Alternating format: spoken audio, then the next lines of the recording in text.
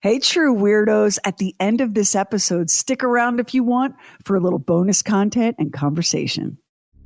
The 135 square miles that make up the city of Las Vegas are sprawled across the floor of the Mojave Desert, surrounded on all sides by mountains. Vegas is all lights and noise and people 24/7. It's a sensory explosion, but like a dream, it ends abruptly. 1 minute pulsing neon, the next a vast, parched desert, seemingly empty for miles and miles. But tourists have found something in all that wide open, dusty landscape, something they say is proof that one of humanity's most staggering achievements is a lie. They say they've found the spot where NASA faked the 1969 Apollo moon landing. Oh, geez, that's great. Is the lighting halfway decent? Yes, indeed. They've got the flag up now, and you can see the stars and stripes on the lunar surface. Up now, and you can see the stars and stripes on the lunar surface. Beautiful, just beautiful. And to make out a small beam of light against the mirror.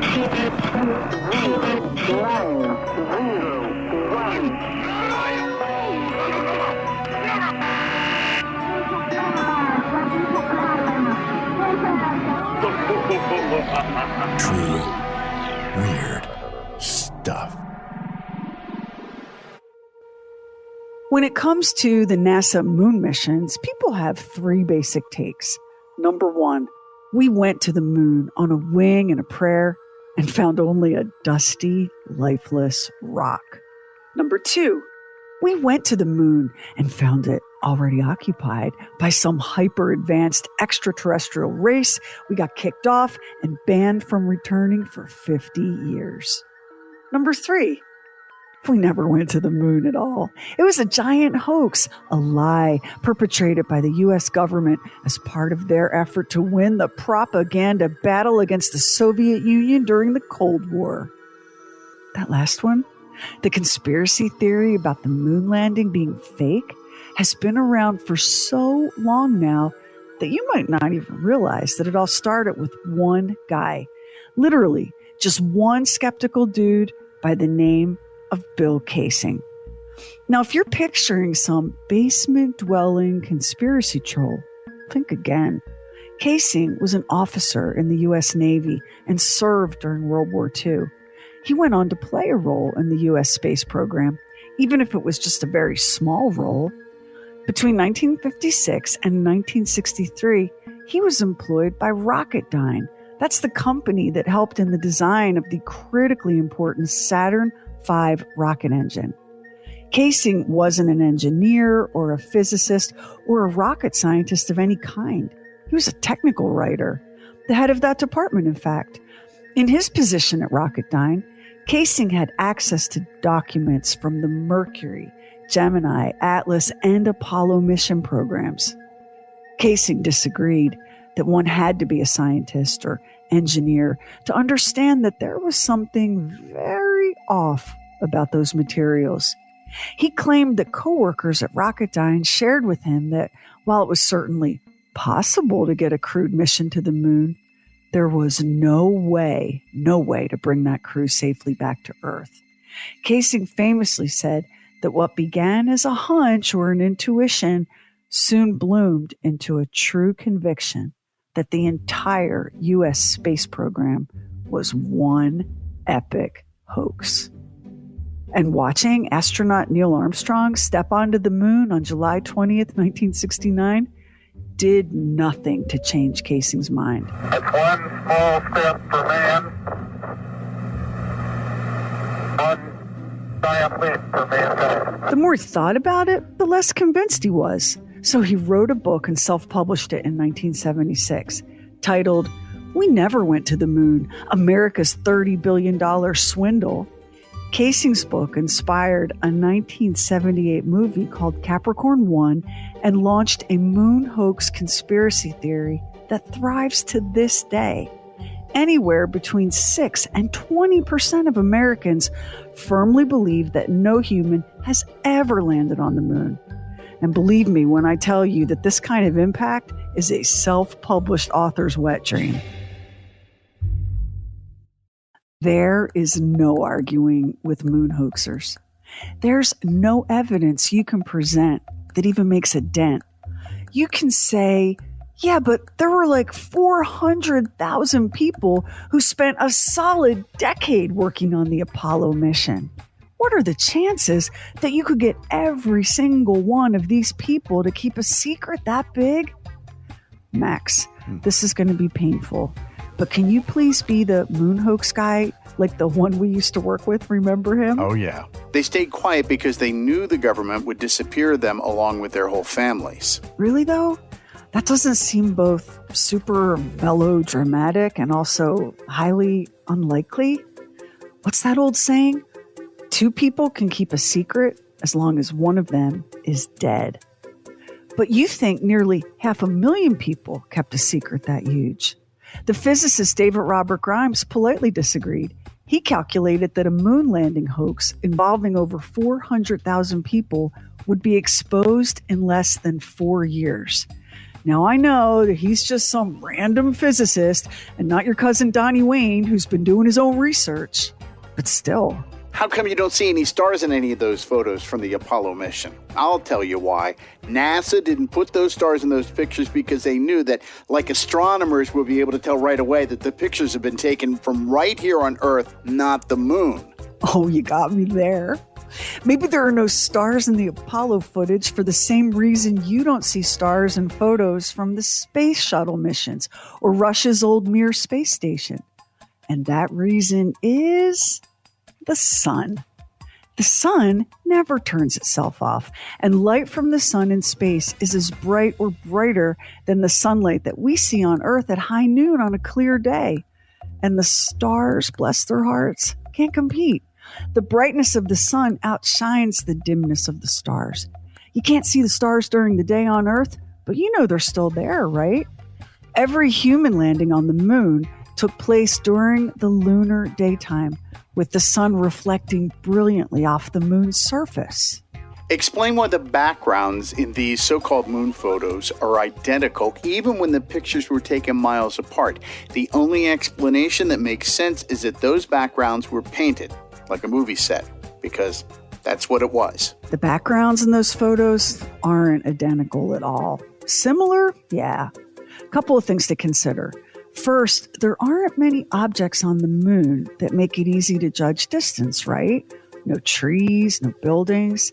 Second, the moon has no atmosphere, none of the haze we have here on Earth, so everything appears much clearer and much closer, which I know you just heard as a bunch of blah, blah, blah.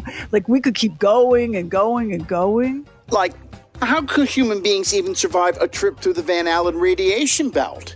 The astronauts were shielded from that ambient radiation by the aluminum hulls of the spacecraft, and besides, the total amount of radiation they received was equal to what a person living at sea level for 3 years would be exposed to. It's hardly enough to fry them to a crisp. The flag! The flag! The flag fluttered, yet there is no wind on the moon, so that had to be fake. Fake! No, the flag didn't flutter. It was mounted on a rod so that it wouldn't droop. Did it seem to flutter as the astronauts moved it into position? Yeah, it did. But that was the flagpole vibrating ever so slightly as the astronauts released their grip on it. I guess you'd expect me to believe Neil Armstrong's footprint is still there in the dust after all this time. The moon is dead dry, so how? How? No atmosphere on the moon, so no wind or weather to erase the footprint. Plus, the soil on the lunar surface is very different from the soil here on Earth. It hasn't been pounded by the elements, hasn't been worn smooth. Moon dust particles have sharp edges. They stick together, making it possible for Armstrong's boot print to hold its shape in the lunar vacuum. See how it goes? You can argue with moon hoaxers till you lose your voice, but I don't recommend it. You just won't get anywhere. When it comes to the moon, people can be kind of nuts.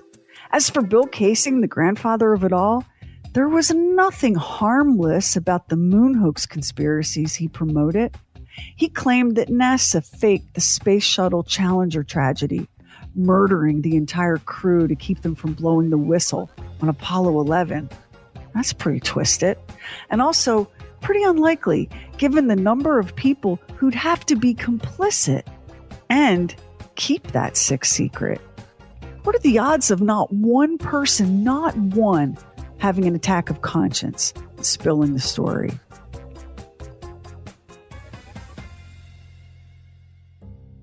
Here's the exciting bit. Apollo 11 isn't even the first moon hoax. And they couldn't blame the very first moon hoax on NASA because it happened in 1835, 123 years before NASA was even founded.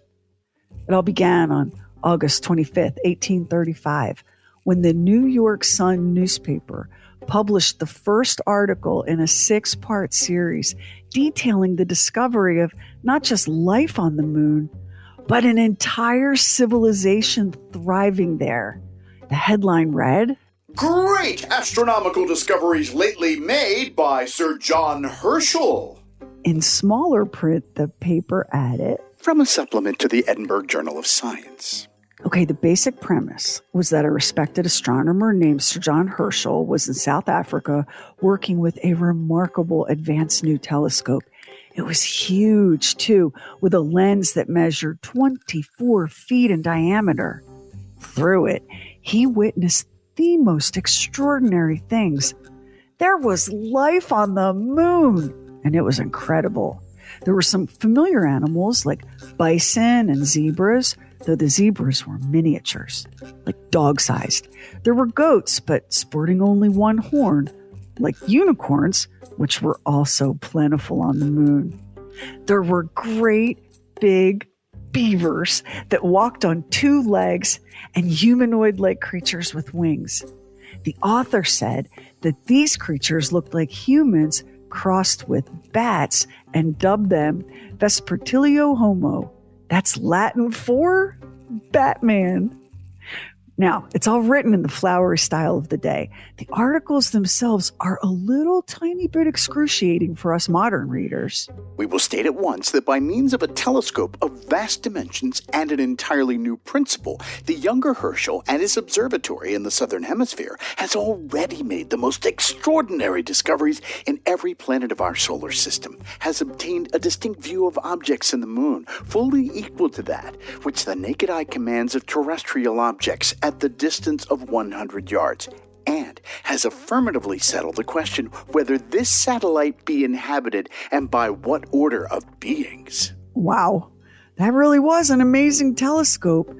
Listen to what else Herschel saw. In the center of this delightful valley, we found a large branching river abounding with lovely islands and water birds of numerous kinds. Near the upper extremity of one of these islands, we obtained a glimpse of a strange amphibious creature of a spherical form, which rolled with great velocity across the pebbly beach and was lost sight of in the strong current. And this? Dr. Herschel has classified not less than 38 species of forest trees and nearly twice the number of plants. Of animals, he classified 9 species of mammal and 5 of oviparia. Of the former, there is a small kind of reindeer, the elk, the moose, the horned bear, and the piped beaver. The last resembles the beaver of the earth in every other respect than in its destitution of the tail and its invariable habit of walking upright on 2 feet. It carries its young in its arms like a human being and moves with an easy gliding motion. Its huts are constructed better and tighter than those of many tribes of human savages, and from the appearance or smoke in nearly all of them, there is no doubt of its being acquainted with the use of fire. Okay, wait, just stop. Are you telling me that people back then could be persuaded to believe that the moon was occupied by intelligent, fire-using, tailless bipedal beavers who had unicorns? Because I freaking love it. I'm all in for the moon beavers. Are you kidding? And you know who else was all in? The readers of the Sun. Why wouldn't they be? Sir John Herschel was a renowned astronomer and the son of the even more renowned astronomer who discovered the planet Uranus, Dr. William Herschel. So that checked out. Plus, this was a time of discovery. 1823, the invention of the raincoat. 1824, the invention of toy balloons. 1825, the invention of the electromagnet. 1827, the invention of the microphone. 1829, the invention of Braille. 1830, the invention of the sewing machine. 1834, the invention of the corn planter. 1835, the invention of the mechanical calculator. See what I mean? It wasn't all that far-fetched in 1835 to imagine a telescope that could spot lakes and rivers and sheep on the moon. But even more important was the simple fact that people wanted to believe. That's the one thing you need for fake news or a hoax to really take off. If the people want to believe it badly enough, they'll find a way to skim past the parts that feel maybe a little ridiculous to get to that one piece of evidence that confirms what they already feel to be true. You can see that dynamic in action every second of every day on social media. And then there's the bandwagon effect. If enough people are saying it, then there just might be something to it, right? It wasn't just people who jumped on the story of Dr. Herschel's findings on the moon. It was also the press. Within a week of The Sun publishing the series, other papers all around the country ran the story. As fantastical as it seemed, it had a real air of credibility. It was a real scientist doing real science. Plus, it was a known fact that Sir John Herschel was in South Africa at the time. He was there studying the skies in search of Halley's Comet, which was due to make an appearance at some unknown point in the year 1835. There was just enough truth in the story to help carry the lies. And again, people wanted to believe. Why shouldn't there be an alien race living on the moon? We counted 3 parties of these creatures, of the 12, 9, and 15 in each, walking erect toward a small wood near the base of the eastern precipice. Certainly, they were like human beings, for the wings had now disappeared, and their attitude in walking was both dignified and erect. We had a perfectly distinct and deliberate view. They averaged 4 feet in height, were covered except on the face with short and glossy copper-colored hair, and had wings composed of a thin membrane without hair, lying snugly upon their backs, from the top of the shoulders to the calves of the legs. The face, which was of a yellowish flesh color, was a slight improvement on that of an orangutan, being more open and intelligent in its expression, and having a much greater expansion of forehead. The mouth, however, was very prominent, though somewhat relieved by a thick beard upon the lower jaw and by the lips, far more human than any of those simian species. These creatures were evidently engaged in conversation. The various actions of their hands and arms appeared impassioned and emphatic. We hence inferred that they were rational beings. They say that if you're going to lie, keep it as straightforward and simple as you can. The more elaborate the lie, the harder it is to keep track of all the details. And as you can see, this was about as elaborate a lie as you can tell. But people bought it.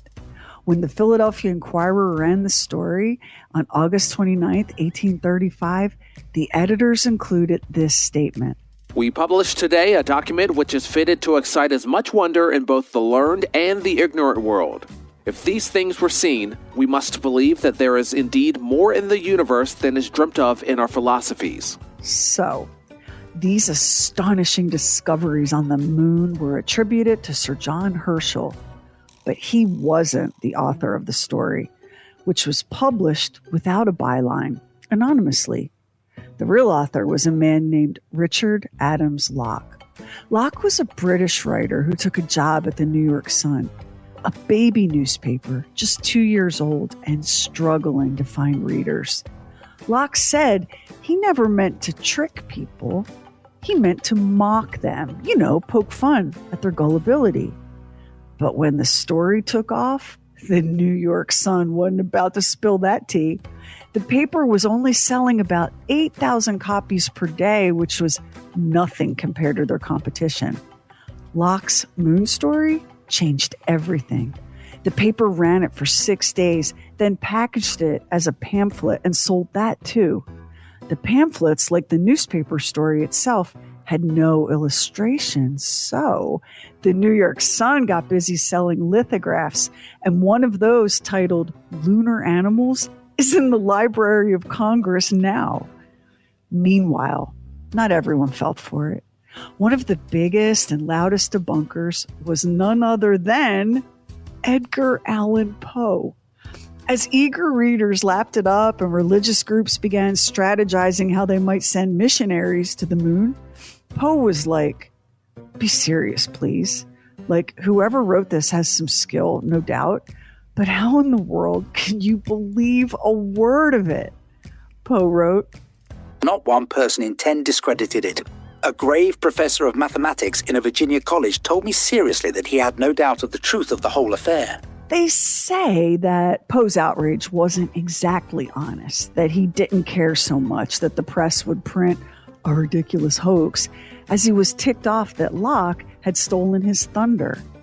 It took some doing for Edgar Allan Poe to be convinced that Locke hadn't plagiarized his story about a man traveling to the moon in a hot air balloon. Once Poe was satisfied that Locke hadn't ripped him off, he had nothing but praise for the man. He described the work as genius. The publisher of the New York Sun was a 25-year-old guy named Benjamin Day.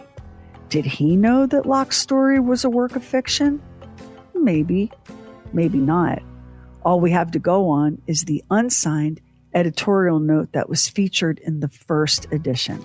Great astronomical discoveries. We this morning commenced the publication of a series of extracts from the new supplement to the Edinburgh Journal of Science, which have been very politely furnished us by a medical gentleman immediately from Scotland in consequence of a paragraph which appeared on Friday last from the Edinburgh Current.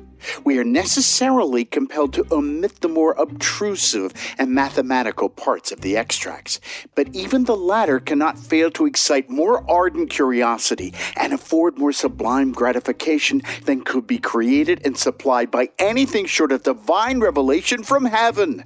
Now, indeed, it may be said that we live in an age of discovery. The bat people and the fire-building moon beavers might have been fake, but the impact the story had on the New York Sun's bottom line was very, very real. By the afternoon of August 25th, 1835, you could not find a single unsold copy of the paper anywhere. By the end, after the last installment had been published, the Sun's circulation had doubled. It was a media sensation, the first in American history that had nothing to do with politics or war.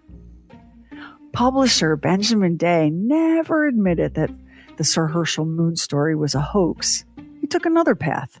In an editorial published just 3 weeks later, Day explained that it didn't even matter whether the moon story was true or false. It had served its purpose in distracting a population troubled by the painful strife and discord that was the abolition of slavery.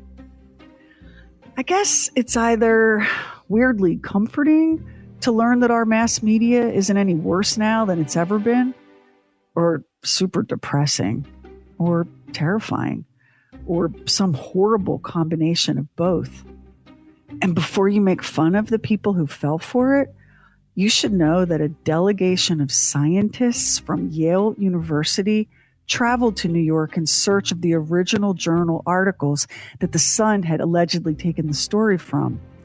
What happened next was a madcap comedy of Sun employees sending the Yale group from office to office until at last the scientists gave up and headed home to New Haven with no idea that they had been played. And neither did Sir John Herschel. Working away in South Africa, he didn't have the first clue that he was the talk of the town. As unreachable as he was respected, Herschel turned out to be the perfect patsy for Locke's hoax, and the unwitting main character in the world's first fake news palooza. What is it about the moon, that glowing silvery orb that hangs in our night sky, silent and cold, impossibly distant and yet tantalizingly close? It's no wonder that we project stories and fables and fantasies and dreams onto it. It's an interesting little coincidence that the nursery rhyme, The Man in the Moon, was published for the first time in 1833, just 2 years before Locke's moon hoax story made its way to the Sun's front page. We are obsessed with the moon. We make up monsters who are controlled by the moon. Hello, werewolves. We blame the moon for our moods and sometimes our worst behavior. And after we figured out that there were no bat people or tiny zebras on the moon, we said there were secret Nazi bases up there. A British tabloid ran a story in the 1980s about the discovery of a World War II bomber plane on the moon. We say the moon is hiding the ruins of an extraterrestrial civilization on its far side, or an alien mining operation, or a top secret military encampment. We say that the moon is not a natural thing at all, but an artificial object placed in orbit to keep an eye on us. We say it's hollow and rings like a bell when it's thumped. Poems and stories and songs have been written about the moon, going all the way back to the most ancient times. It's like we're willing to believe just about anything when it comes to the moon, except for the idea that 2 American astronauts stepped onto its surface in July 1969. We copy you down, Eagle. Okay, everybody, T1. Stand by for T1. Tranquility Base here. The Eagle has landed. Roger, Tranquility. We copy you on the ground. You got a bunch of guys about to turn blue. We're breathing again. Thanks a lot. Thank you. You're looking good here. Okay, we're going to be busy for a minute. The reason so many people don't believe that the Apollo 11 mission was real, that we never went to the moon, much less walked on the lunar surface, might be 100% NASA's fault. Well, and the U.S. government's fault. Because after 1972, there were no more moon missions. We didn't go back. And by the 1970s, people's faith in government and institutions was badly bruised. Paranoia, mistrust, suspicion. Who could believe anything a politician said?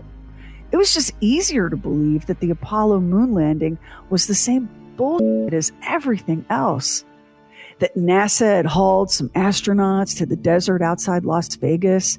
That Hollywood had jumped in to help. That a gullible world swallowed what was clearly not just fake, but painfully, obviously fake in the most rinky-dink ways.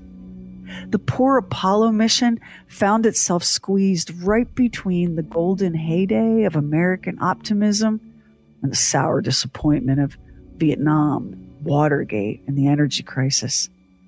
Any country that could put a person on the moon ought to be able to fix the problems right here on Earth, as the thinking went. And if the government couldn't fix the issues at home, there was no way they were convincing anyone that they launched a flimsy tinfoil contraption into space. Astronauts on the moon, give me a break, as if. And now we have the internet and social media, where disinformation, misinformation, and conspiracy theories propagate at just about the speed of light. The number of people who believe we never went to the moon is growing. Now, 10% of Americans think it's BS. It's 1 in 10 people. There are debates on Twitter about why aren't there more high-res photographs of the moon? What is NASA hiding? Old, obscure film and video clips get dug up and circulated, like this 1965 interview with a scientist named R. Foster. Well, it is by now rather more than a theory. 10 or 11 years ago, I stated to various scientists that the moon is not a piece of rock, but it is a plasma phenomenon, cosmic plasma, and that this fact will eventually be confirmed. I made certain predictions which were already confirmed in 1958, and the situation now is coming close to a complete confirmation. What will be the result if you are proved to be correct in your theories? The result will be profound and decisive, because it will give proof that a complete reinvestigation of the laws of nature is necessary. Because if the moon is a plasma, no man will ever land on it. The soft landing attempts will all fail. Or how about this interview with filmmaker Stanley Kubrick? 2001, A Space Odyssey, Full Metal Jacket, The Shining. An interview that went down in May 1999. I perpetrated a huge fraud, which I am now about to detail. Okay. Involving the United States government and NASA. All right. And I'm sure you've heard the rumors. The moon landing hoax? That's right. That the moon landing was fake. The moon landings all were fake. And I was the person who filmed it. You're serious? Okay. I'm serious. I'm dead serious. The conspiracy theorists were right on this occasion. Ooh, a couple of big problems with this one. Starting with the fact that Stanley Kubrick died on March 8th, 1999, making an interview 2 months later kind of hard to schedule. The footage is actually an actor playing Kubrick for a movie called Shooting Stanley Kubrick. Of course, you'd have to know all of that to know that the clip you just watched on whatever social media site is fake. It's tricky because it's presented as real. And if you really, really, really want to believe, well, you just might. The moon has its eyes on you, so be careful of what you do. Every time you go strolling with your lady love, Mr. Moon is watching from above. Big eyes way up in the sky, so be wise. Don't let him surprise. Don't try to tease, go way up through the trees. The moon has his eyes on you. What's sad isn't that people don't trust their government. Authority should always be questioned. Everything is go here. We're just waiting for the cabin pressure to bleed to low enough pressure to open the hatch. It's about 0.1 on our gauge now. Neil, this is Houston, over. Go ahead, Houston. Roger, we're showing a relatively static pressure on your cabin. Do you think you can open the hatch at this pressure, about 0.12 psi? We're going to try it. Roger. What is sad is when we doubt that human beings are capable of astounding, amazing, breathtaking, transcendent feats. Because we are. Even though we're pretty terrible a lot of the time and stupid beyond belief more than seems safe, and also hateful and territorial on top of everything else. But we do have our moments of glory and goodness and grace. Stay now, you're clear. Line up on the platform. Put your left foot to the right a little bit. Okay, that's good. How am I doing? You're doing fine.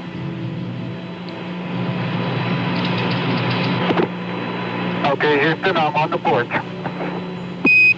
Roger, Neil. Okay, stand by, Neil. Columbia, this is Houston, 1 minute, 30 seconds to LOS. All systems go, over. Neil Armstrong on the porch at 109 hours, 19 minutes, 16 seconds. Houston, this Neil, radio check. Neil, this is Houston, loud and clear. Break, Buzz, this is Houston, radio check and verify TV circuit breaker in. Roger, TV circuit breaker's in. Stage 5 clear. Roger. And we're getting a picture on the TV. At the foot of the ladder, the limb footbeds are only depressed in the surface about 1 or 2 inches, although the surface appears to be very, very fine-grained as you get close to it. It's almost like a powder. Ground mass is very fine. As a species, our self-esteem is in the basement. A whole lot of us think aliens built the pyramids and Stonehenge and those giant heads on Easter Island. And maybe they did, okay? Maybe. But isn't it also at least possible that people made those things? That people are capable of those things? And that people really did make it to the moon and back in 1969?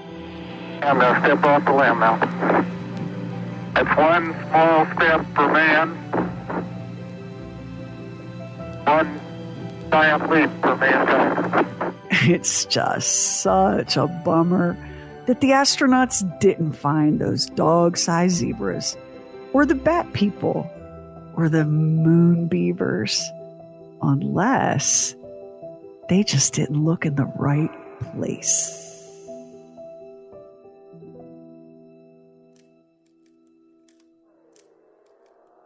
Next time on True Weird Stuff. If you've ever had your car break down at night on a lonely road, you know that sick feeling of, oh, crap. Now imagine that your car is a spacecraft and the lonely road is space and you're all alone. And if you can't figure out how to get this bad boy moving, you're either going to drift in the void till you run out of oxygen or burn to a crisp as you plunge back through Earth's atmosphere. Uh-oh. Better hope you've got the right stuff. And that's the next True Weird Stuff. Special thanks to Kerry Doc Bowser for adding his voice to this episode. So this story of this hoax from 1835 it's amazing, but it's not surprising. It's so cool in so many ways because first of all, it was so imaginative. Like, I am so disappointed there aren't giant fire-building beavers on the moon. You have no idea, right? It was the first really epic, went viral for that time, right? That had nothing to do with, like I said, war and politics. It was fake news. It was designed to grow circulation and readership in the same way that a lot of what we see online on social media is clickbait designed to attract eyeballs and attention to various websites. It's the same exact principle that we live with today, every day, with all kinds of stuff. It was just the very first one. And it's so brilliant in so many ways, is it not? It is. My feeling is if you're going to tell a lie, tell big ones. The giant beavers, the little people, the zebras, the sign of dogs, all of it's so specific. And I think that's why it makes for a really good lie, And you have to put yourself you got to put yourself back in the time. In 1835, there was we didn't know about DNA. We didn't know what we know now. We didn't have access to the information we have access to now. So was it all that impossible or improbable that things that we had here on Earth might also exist on the moon? There was no reason to believe that it didn't because we didn't have the understanding of science that we have now, that would have been impossible. It's funny, you had me when we were talking about the moon landing from 1969. I did a play 2 years ago, and I am a conspiracy theory person in the play. And the two conspiracies that I really hang on to are the moon landing didn't happen. And the lines that you had me read in this, these are almost like lines from the play. And the other was about what happened at 9/11 and that it was a government conspiracy. An inside job. Excuse me. So when I'm reading this, I'm having flashbacks to that. And I think that the one thing that everybody has always said is, but they didn't see any stars, so therefore, And I'm wondering, it's the Chinese that have gone over to the far side of the moon, or they either have. So I'm wondering if they're able to see the stars from over there. I'm sure that they can, because I absolutely believe that we landed on the moon. And here's the other thing about that: people act like the two guys landing on the moon, that was the only time we did it. We did it 6 times. Not only that, with 50 years ago technology, now 50 years plus technology, we had like a little vehicle and they're driving around up there too. I mean, that's amazing. I think because there's a lot when you look at the old footage of the Apollo 11 landing. If you're looking at that with 2024 eyes, it just looks ridiculous. But you have to remember, it's 1969, and they're beaming that video signal back to Earth from the freaking moon. Of course, we didn't have we didn't have anywhere near the technology we had today. And I agree that the spacecraft with the golden tinfoil, I agree, like how that looks like Jiffy Pop meets IKEA. Like how in the world is that even possible? But we have to remember that this is like the space race was a critical part of the Cold War. Mm-hmm. And I think that we did get to the moon on a wing and a prayer. I think it's amazing that there wasn't more loss of life than we've had in the space program. I think it was some sort of a miracle that we got there. Right. But even now, when you see footage, like if you saw the spacewalk that SpaceX did, they streamed it live on the internet just a few weeks ago. Those people are coming out of, they didn't really do a spacewalk. They opened the door and kind of put half their bodies out and looked around. I don't mean that in a critical way, but if you look for it and you go, there's nobody walking in space here, it's not really a spacewalk. But they come out of the vessel and you see Earth, which I think I would like die of the shock of it. There's Earth, but you don't see stars. You don't see stars. There's nothing to distract the sun from like blinding light. It's crazy. It's just crazy. When I was in school, there were a couple things that I remember that we learned when we were talking about landing on the moon. The first was they were unsure that the surface was solid enough for them to land on. Their big fear was that it was all very thick dust, Yeah. And so that was one of the concerns that they had. The other thing, they said they're going to set up a flag, and they said the flag has wires in it so it hangs straight out, because it wouldn't look like anything if it was just hanging limp on the pole. So that was something that they did think about. I can't remember, you and I talked about it or I read it somewhere, but they said now, because of the exposure to the sun, that flag is probably devoid of any color now. Just bleached right out. Yeah. Because again, there's no atmosphere. It's just bombarded. The sun doesn't get turned off at the end of the day. It doesn't go to bed. There are no clouds on the moon to protect it.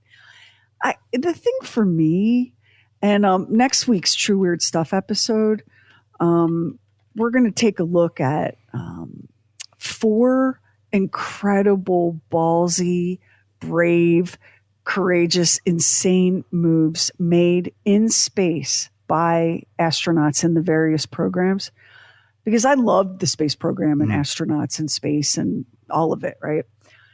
The thing that's depressing to me is that we just don't even believe that people just a few decades ago were capable of this. And I believe like all kinds of crazy stuff. But I don't believe that 400,000 people can keep that secret. I just don't. Buzz Aldrin said this. He is one of my favorite. He's one of my favorites of the astronauts, and he is the only one from that original mission who is still alive. and I follow him on Twitter. He must be in his 90s now. But one of the things he said was, there is no way that all could have been kept secret that long with that many people that were involved with it. He said it just simply is impossible. Somebody would have said something. And so and the other thing that he says is, I was there. I walked on it. You know, I mean, what more proof do you need? I mean, let's talk about the guy. We worked with a moon hoaxer. Oh. What did not believing in the moon mission, what did that do for him, do you suppose? Because human beings, we're very needs-based creatures. We do stuff because it meets a need we have. It scratches an itch. What was that for him? I think that was one of many conspiracies that he believed, because he was a bit of a crank. He was off. Yeah. And I think that I think there was never a conspiracy that he met that he didn't believe. You know, I mean. Yeah, I think you're right. I think there are some people who believe that everything is a conspiracy. And I think this just happened to be the one that he talked about the most. Because the idea that was all a hoax, it almost pisses me off. Well, that's why I think it's good that we have enough distance from it that we can look back and say, okay, what was happening in the world? What was happening in America at the time this moon hoax theory took off that made it so easy to believe? And to me, it's two things. One, it's that complete, the end of innocence, right? The loss of any faith in our institutions. The Vietnam War, I don't have any memory of that, even though I was a little kid, I guess. I don't know, before school even, during that period. But I know how poorly those veterans and returning soldiers were treated. It was a war that no one wanted and no one believed in. And so many Americans went and were killed or maimed and then came home to the worst possible reception. It's a stain on our nation, right? Then you had Watergate. Right. You know, what the hell? Once upon a time, we did have some reverence for the highest office in the land. And you're just a thug. You're just a crook. And this inept band of burglars, do better. So you can see why we were cynical and angry. And what brought us out of that as a country was when the U.S. Olympic team beat the Russians in the Olympics. In the hockey game. Yeah. Did I not say hockey? I'm sorry. But yeah, just beat the Olympics. Just beat them on everything. All right. All right. Sorry, I didn't mean. But the hockey. And there is the movie that has Kurt Russell, which is a great movie, and you really should see it because it does represent that well.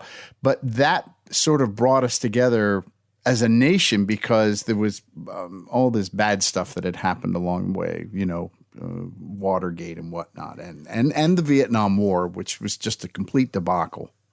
We were a seething, angry, disillusioned people in the wake of the Apollo 11 landing. We really were. And up till that point, we were drunk on our own mythology, the golden 1950s land of opportunity stuff, which we now know, look at there was pre-civil rights. There was Jim Crow laws. Women couldn't have a bank account. It wasn't the paradise some people seem to want to remember it as, right?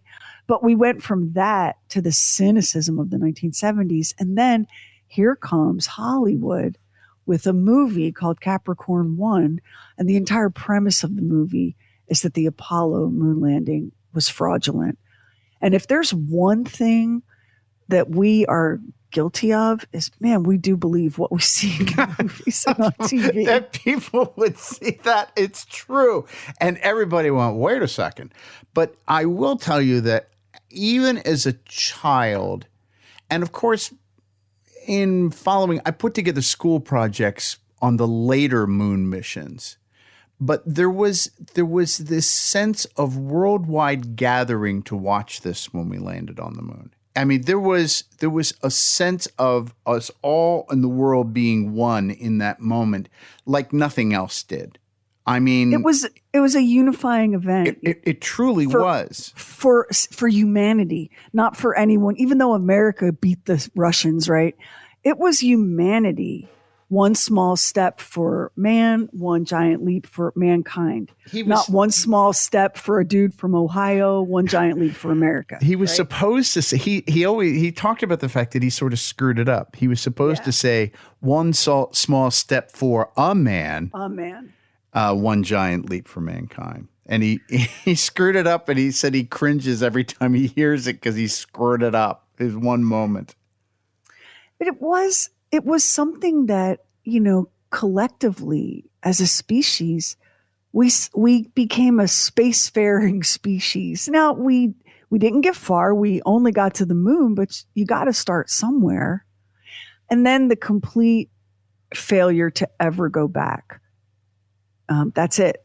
And then we didn't start going back to the moon until exactly 50 years had passed, which feeds conspiracy theory number 2, that there were aliens on the moon and they banished us for 50 years. We talked about this in another episode we did about the moon. So one theory is that the moon hoax, had NASA continued sending crewed missions to the moon for whatever reason, the moon hoax probably wouldn't have taken off. But the fact that we stopped in 1972 gave the conspiracy theory people fuel in that, well, of course we're not going back to the moon. We never went in the first place. Yeah. I guess part of it was, they felt like they had gotten everything. They'd gotten everything they could from it. The space program was very expensive. I mean, it was just incredibly expensive to do that.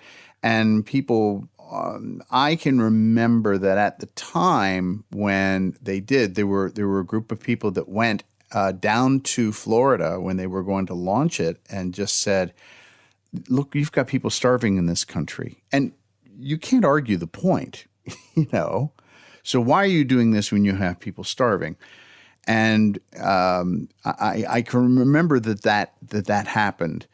And the people from NASA, to their credit, they met with them and talked to them. And I can't remember. There was no resolution to it, but I remember that they did try to smooth it over. I don't know if it was a donation or exactly what happened with that.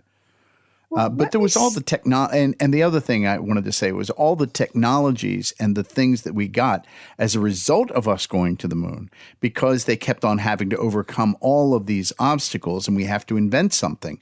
Like, for instance, Teflon came from us going to the moon. And I think Velcro, right? Velcro was another thing. Yeah.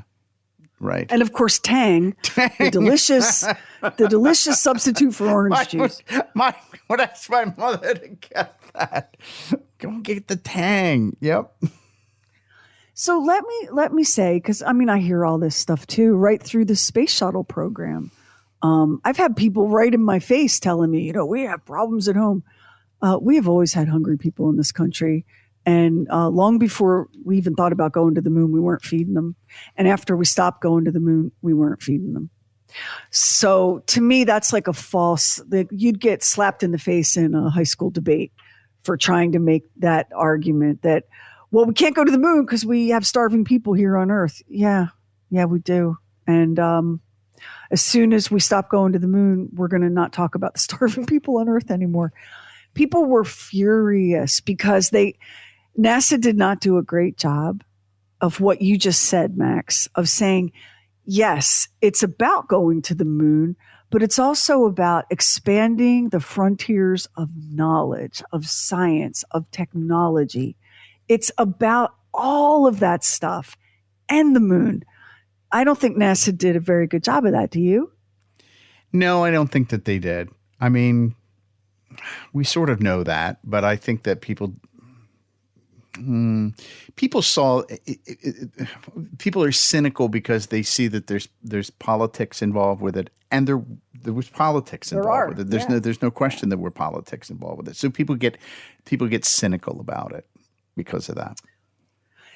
When you think about we weren't around in the years leading up to the successful Apollo 11 mission.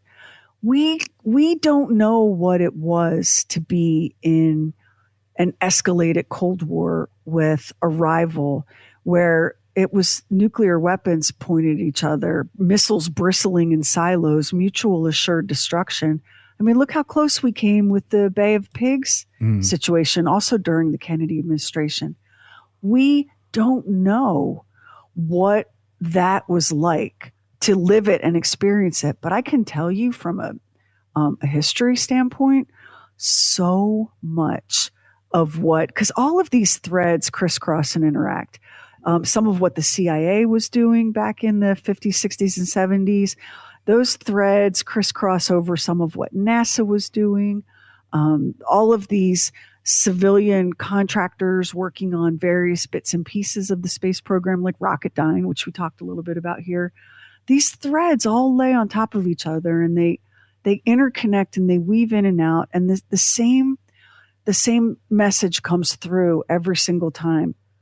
We are facing the gravest existential threat. We are facing the annihilation of humanity with our adversaries, the Soviet Union.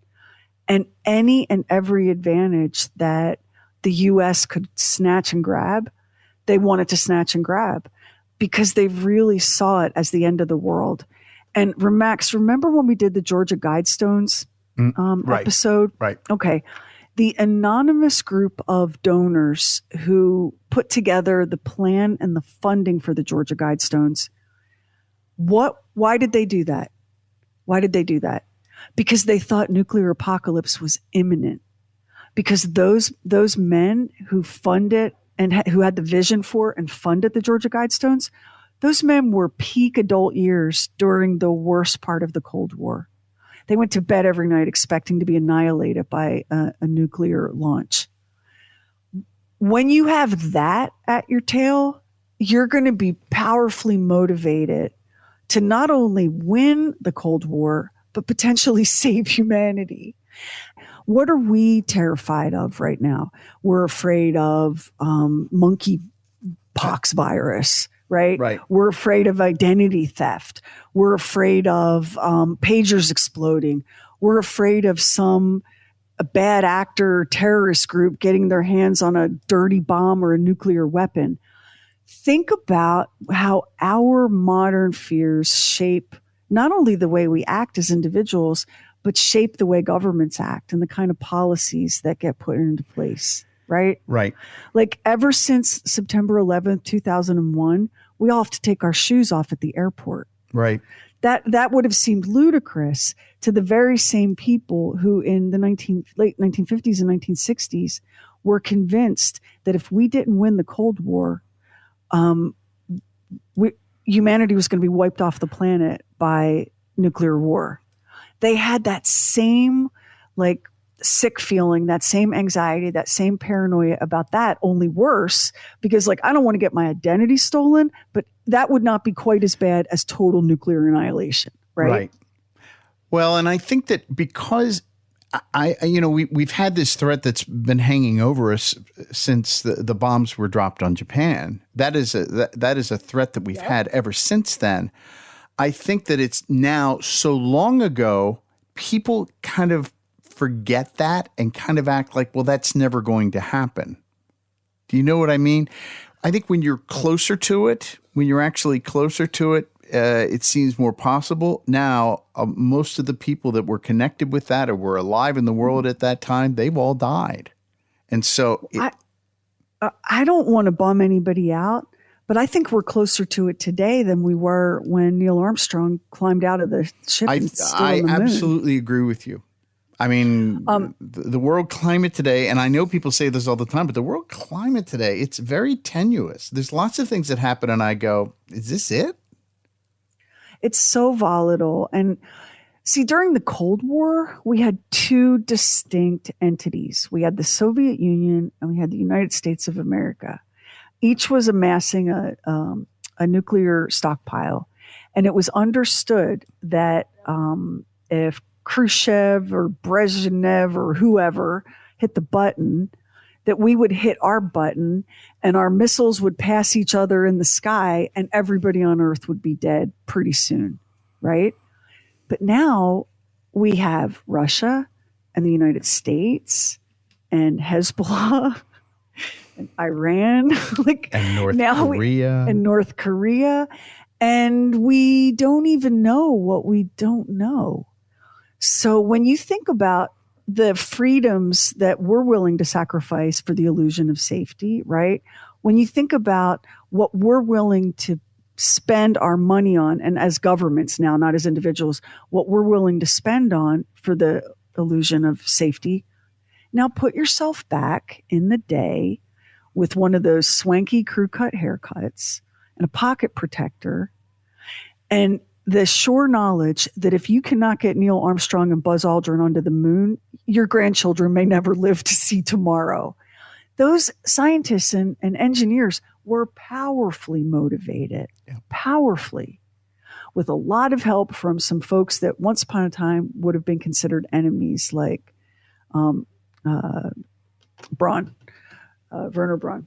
Von Braun, yeah. Von Braun, yeah, the German Nazi rocket scientist that we scooped up and put to work in Los Alamos and in our space program.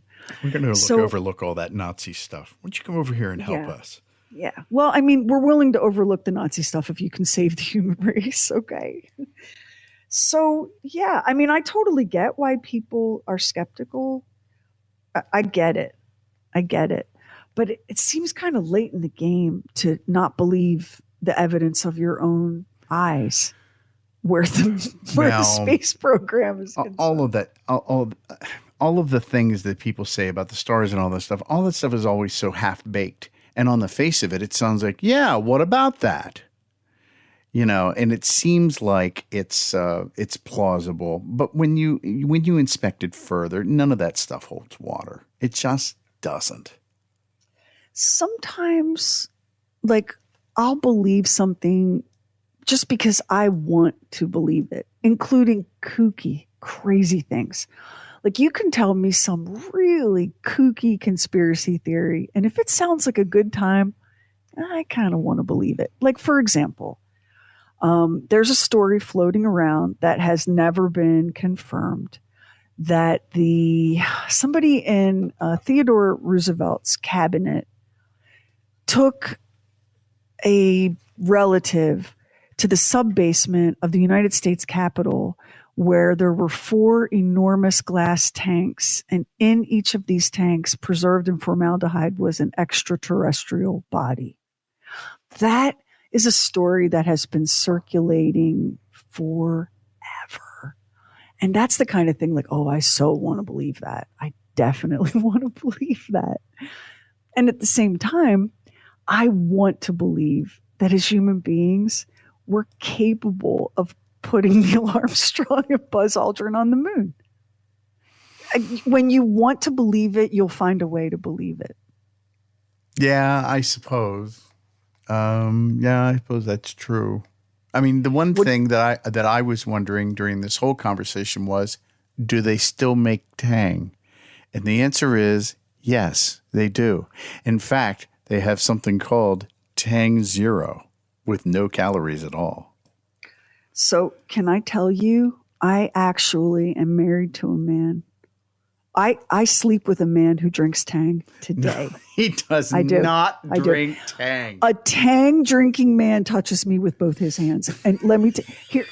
The first time between the potted meat and the Tang. Yeah. Oh, yeah. Those Tang drinking lips come from mine. So listen to this. This happened a long time ago because Kevin and I have been together forever. A long time ago, I'm like, all right, I'm going to go to the grocery store. Is there anything you want me to grab? And he said, can you get me some Tang? And I said, I'm going to the grocery store, not 1975. What do you mean? And he's like, they still make Tang. I'm like, they still make Tang. He goes, yeah, they still make Tang. I said, where in the grocery store would the Tang be? I've never seen it. And he's like, I don't know. I think maybe it's with like breakfast food. So I go to the grocery store, and sure enough, on the very bottom shelf, they sell these plastic tubs of Tang. And he loves Tang. He drinks Tang. He may be the only person in America. We may be the reason Tang is still making it. We're the only household that buys it. If I was in space and there was nothing else to drink, then maybe I'd drink Tang. But I live here on Earth, and I can drink lots of other things other than Tang. Because as a kid, I loved Tang. As an adult, I pretty much know what Tang tastes like, and I don't think I ever want to drink it again. Well, he mixes it with, here we go. He mixes it. Yeah, he mixes it with Lipton powdered iced tea mix. And he mixes wait, you're going to think I'm making this up. He mixes those two things together, and he drinks it when he doesn't feel well because it has healing curative properties. Sherry, the only thing grosser than Tang is that tea, powdered tea, or either that or instant coffee, but powdered tea. Oh no, that is his mom. When he was sick, his mom would give the kids that, and he believes in it. And you know what? He's a healthy dude. You don't see him coming around with colds or strep throats. When was the last time I said to you, Kevin has the flu, right? Usually if something's wrong with Kevin, it's because he's injured himself in some way, or like when he had to have his ortho surgery to get his bionic foot. But like sickness, no, he doesn't have sickness. And that's probably because he's drinking Tang mixed with Lipton powdered iced tea mix. Yeah. I believe there's beavers walking erect on the moon before I believe somebody really likes the taste of that combination. It's so trippy. So, yeah, like I just want to believe that humanity was capable of that because it's such an extraordinary scientific leap. But the thing is, when you really dig in, the leap that took Armstrong and Aldrin to the moon was the final leap in a series of thousands of little leaps, right? If that makes sense. Mm-hmm. And the courage. The other thing I don't like about the moon hoax thing is like astronauts lost their lives in these space programs. Luckily, we haven't lost many, but one is too many, right? So people have given their lives pushing the frontier of this knowledge, and the courage and the bravery. The Saturn V rocket was designed for an intercontinental ballistic missile, and they modified it to get the astronauts out of Earth's gravity. That is true, yes. Do you know how brave you have to be to strap into that teeny tiny capsule and launch your ass to a giant rocket? And off you go to the moon? And the forgotten astronaut in Apollo 11, Michael Collins, was all by himself orbiting the moon over and over. And it was up to him to very carefully and exactly perform the maneuvers needed to fetch Armstrong and Aldrin and get all three of them home safely. And in next week's episode of True Weird Stuff, we're going to look at 4 astronauts, and they have something in common, something trippy. And I'm not going to tell you right now what that is because I want that to be a surprise. Wait. But for every time NASA puts out a call for astronaut candidates, for every group that applies, like 6,000 might make it through the first wave of cuts. So now we have 6,000 of the best and the brightest, engineers, scientists, pilots, military test pilots in that group of 6,000. And do you know how many of them make it to the astronaut program out of that? No. Maybe 8. That's how special and unique and brave and brilliant these astronauts are. So when somebody says it never happened, I'm like, yeah, that is disrespectful. You are disrespectful. Like, I don't go, oh, you're a moron. Why don't you read a book? I just think that's disrespectful, not just to the astronauts, but to humanity itself. Can we please have a couple of things that are amazing about us? Can we please? Like, when it's all said and done and the score sheet is getting tallied, can we at least have sent people to the freaking moon and not have everything be, oh yeah, hey, St. Peter, I was the Nigerian prince scammer guy. Like, can we just have goodness every now and again as a species? Please. Please. So that is next week on True Week Stuff. We have some stories that are wild. And then a very, very strange coincidence in 4 astronauts from 4 different missions. I am really looking forward to this. I love me the space program. All right. Thank you so much for listening to this episode of True Weird Stuff. And look, if you still believe the moon landing was fake, yeah, that's cool. Yeah. Whatever. We'd like to persuade you otherwise. But if you still believe it's fake, you still believe it's fake. And that's fine. Right? Like, I don't believe in BMI. Boom. There, I said it. I think that's the biggest load of bullshit. Can I just say, if you don't believe it, you're wrong. You're just wrong.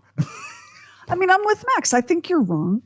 But if you want to hold on to that, okay. Yeah. No one's going to show up at your house. No one will call. Thank you so much for listening. Thanks to everyone that helped us out on this episode. And we will see you next week if you've got the right stuff.